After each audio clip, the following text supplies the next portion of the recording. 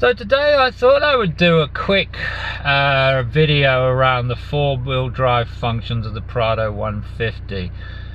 So why? Because it's a little bit confusing what's what, and there are some tricky things to know. So the instruction book is not 100% accurate, and it does vary a little bit, I assume, from version to version. So this is a Prado 150 2021 model GXL.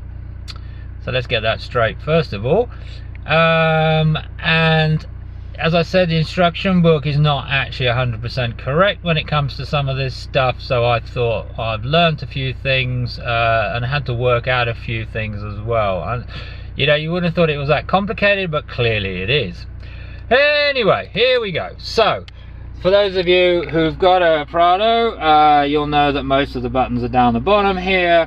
The first one I'm going to look at is traction control. So, you know, when you're going on sand, loose surfaces, and you want to switch that off, you might think just pressing it is what you need to do, but that's not actually true. So I'll show you on the dash what happens. So one quick press of the traction control and you'll see that it shows that traction is off, and you think, hey presto, all good. Not true. So that is the basic traction control, and I'm not going to go into technical details of what exactly is off, on and off at that stage, but I can tell you that's not what is needed for proper traction control and sway bar control off. So the sway control needs to be off as well. So let's put that in. So what you actually need to do is hold that traction control button, which is this one. You need to hold it in for a couple of seconds, and you'll see if I hold it 1, 2, 3, 4, and the whole lot then goes off. So you'll see that it's all now off. The collision brake system is unavailable. The sway control is off. All traction control is now off. So that's the proper way of turning traction control off. Next thing we're going to do, which is easy, is obviously put it into four-wheel drive. So we're in neutral, and then we're going to put the lever into four-wheel drive. So once we go into four-wheel drive, you will see, hopefully you can see on the screen there, that it's got 4 low showing on this side. So we're in four-wheel drive low. Fantastic.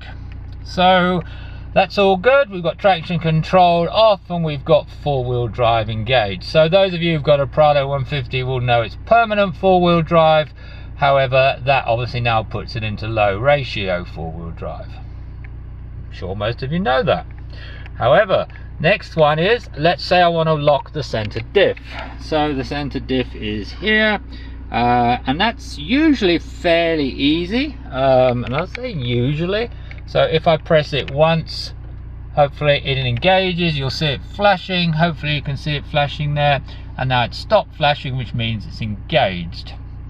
Occasionally I've found that it doesn't engage easily, and it will keep flashing, in which case you need to just move the vehicle, put it in gear, move it slightly forward, take it out of gear, just move it slightly, and I tend to find that that fixes it. So the last one, and this is probably one of the hardest ones, is the rear differential. Now it's probably not something that many people use, and luckily so, because it's bloody nightmare to get it engaged. To be honest with you, I begin to wonder why they bothered. Alright, I'm a bit harsh maybe, but you might see in a minute. So we're in neutral, we're in low 4, and according to the instruction book, you don't need to be in all this in order to engage it, but actually you do, because you haven't got a hope in hell of getting rear diff lock on unless you've got everything else on that we've just put on. So you certainly need to be in 4 low. You certainly need to have the center diff lock engaged. It won't like it if it isn't, and I'm not sure, but you probably have to have traction. You'd have traction control off anyway by now. So it really is the last thing that you press. So if I come to press the rear diff lock, now I may or may not be lucky here, let's see what happens. So I press it, and actually it did engage first time round. Alright, I was bloody lucky. And I say bloody lucky because I have tried many times to engage that just out of interest, and it doesn't come on. It just keeps flashing. All right, so the trick when it keeps flashing is to put the vehicle in drive and just edge very slightly forward and turn the steering wheel left and right. I mean, it sounds ludicrous, I know, but it needs a movement of the rear axle in order to get it to slip in. Now, you're all telling me that's bullshit, I'm sure. Well, I'm sorry, it isn't, because last time I tried to do this, that's exactly what I had to do, and I actually Googled it, and other people said the same thing.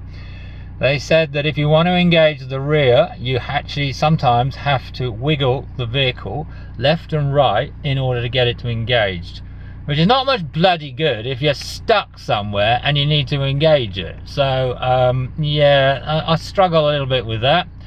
This particular time, because the vehicle is stationary on my driveway, maybe I was lucky. I have to admit, I have tried this before at home and wasn't lucky, and I had to move the vehicle to get it in. So anyway, that's it. I was lucky that time, so I can remove the rear diff lock, and you'll see that starts to go off. I can remove the center diff lock, and that will go off. I can actually take off traction control, and we will put it back in normal for high. So that's it in a nutshell. I hope you found some of these tips useful, and hopefully some of them work for you, but there's definitely a technique to engaging the functions in the correct order, and hopefully you don't have the issues that I've had, and you found this useful. Thank you for watching.